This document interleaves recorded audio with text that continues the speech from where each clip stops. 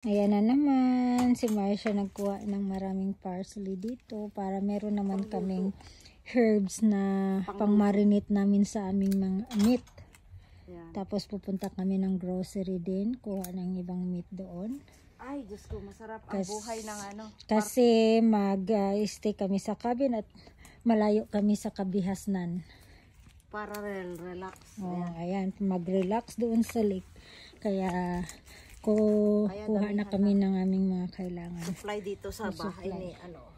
Tsaka dito, Marcia, kuha ka din dito. Saan? Ito. Basta kunin mo herbs din yan. O, sige na. O, tama na yan. Ayan. Ano ba mga to? O, sige na. Ayan, si Marcia, ang galing mag-garden. Magaling mag-garden. Magaling mag-harvest. Mag-harvest ka mo pala. Kaya nga eh. Titira tayo dito. Ito, pag mag-retire kami ni Marcia, mag-gardening na lang kaming dalawa.